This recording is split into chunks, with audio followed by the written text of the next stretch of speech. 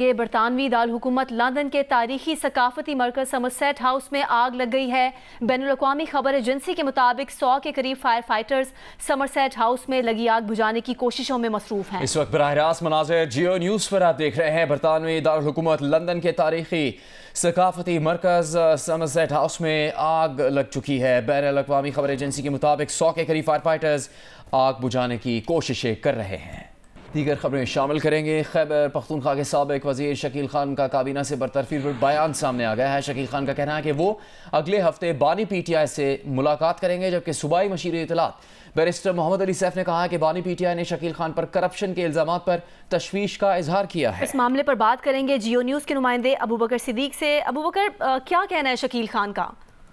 देखिए, शकील खान जो कि अभी रिसेंटली बरतरफ हुए थे खैबर पख्तूनख्वा काबीना से, तो उन्होंने एक स्टेटमेंट जारी किया है और उस स्टेटमेंट में उन्होंने बताया है कि वो अगले हफ्ते जो है बानी PTI से मुलाकात करेंगे और इस मुलाकात में उनके साथ सूबाई वज़ीर खुराक ज़ाहिर शाह तुरू, वज़ीर तालीम फैसल तरके भी साथ होंगे। और शकील खान ने कहा है कि बानी PTI के सामने जो है एपेक्स कमेटी के हक़ाइक़ जो है वो सामने रखूंगा और उन्होंने वर्कर्स को भी पैगाम दिया है कि वर्कर्स जो है वो मुतमईन रहे और वो बानी PTI से मुलाकात करेंगे और तमाम तर मुलाकात जो है मामला जो है उसको डिस्कस करेंगे। साथ ही साथ आज मुशीर इत्तलात खैबर पख्तूनख्वा बैरिस्टर सैफ ने भी बानी PTI से मुलाकात की है और इस मुलाकात में जो है खैबर पख्तूनख्वा के इंतजामी सूरत हाल और जो सिचुएशन बनी थी शकील खान की बरतरफी के बाद, उस पर उन्होंने बानी PTI से तफसीली गुफ्तगू की है और बैरिस्टर मोहम्मद अली सैफ ने कहा है कि बानी PTI ने तशवीश का इजहार किया है जो इल्जामात लगे। रहनुमा MQM मुस्तफ़ा कमाल ने कहा है कि बिजली के बिलों में सिर्फ पंजाब को रिलीफ देने से सिंध और कराची के आवाम का एहसास महरूमी बढ़ा है। कराची में न्यूज़ कॉन्फ्रेंस के दौरान मुस्तफ़ा कमाल ने कहा कि नवाज शरीफ के ऐलान की ज़रूरत नहीं थी, वज़ीर आज़म को पूरे मुल्क के लिए बिजली सस्ती करनी चाहिए थी। कल जो नवाज शरीफ साहब ने प्रेस कॉन्फ्रेंस की है वो दैट वाज नॉट रिक्वायर्ड। वो प्रेस कॉन्फ्रेंस वज़ीर आज़म पाकिस्तान को पूरे मुल्क के लिए करनी चाहिए थी। पंजाब के लिए सिर्फ प्रेस कॉन्फ्रेंस जो है वो हुई है, रिलीफ दिया गया है, इससे हमारी महरूमियों के तासुर में और इजाफा हुआ है। हम यहाँ बैठकर ये सोच रहे हैं कि हम 70% इस मुल्क को कमा कर देते हैं, 50% हमारा जो है वो एक्सपोर्ट में कंट्रीब्यूशन है पूरे पाकिस्तान का। हम यहाँ पर चीख रहे हैं, चिल्ला रहे हैं, यहाँ पर हमारी इंडस्ट्रीज बंद हो रही हैं, हमें कोटा सिस्टम पे भी यहाँ पर नौकरी नहीं मिलती, प्राइवेट ऑर्गेनाइजेशन बंद हो रही है, हमारी वो नौकरियां भी जा रही हैं। मेरा नौजवान यहाँ पर फूड पांडा और बाइकियां चला रहा है और आप जो है वो पंजाब को बैठकर गलत सीन था कल कि सिर्फ पंजाब के लिए 14 रुपए जो है वो कम कर दिए गए, नहीं पूरे पाकिस्तान के लिए 14 रुपए कम और हमारे हिसाब से 18 से 20 रुपए कम होने चाहिए। कल की प्रेस कॉन्फ्रेंस अनवांटेड थी, महरूमी लेकर आई है, सिंध में महरूमी लेकर आई है, कराची में महरूमी लेकर आई है, हैदराबाद सिंध के शहरी इलाकों में महरूमी लेकर आई है। रहनुमा MQM मुस्तफ़ा कमाल के बयान पर वज़ीर आला पंजाब मरियम नवाज का रद्द अमल सामने आ गया है।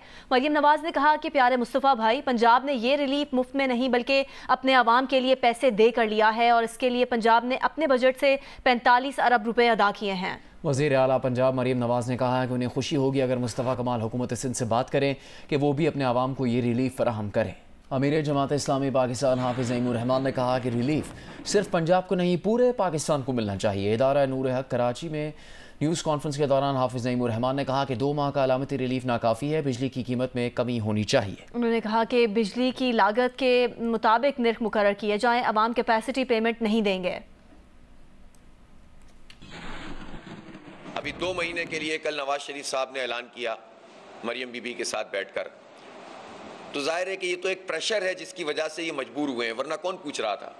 अगर जमात इस्लामी मैदान में मौजूद ना होती तो जो हुकूमती पार्टियां हैं सारी की सारी तो खा गई हैं पाकिस्तान को, इन्होंने तो बर्बाद कर दिया है, तो पूछने के लिए तैयार नहीं है। तो ये 2 महीनों का मसला नहीं है, बुनियादी तौर पर टैरिफ को रिवाइज होना चाहिए और बिजली की जितनी लागत आती है उसके हिसाब से बिल आना चाहिए। IPPs के कैपेसिटी पेमेंट पाकिस्तानी कौम अदा नहीं करेगी।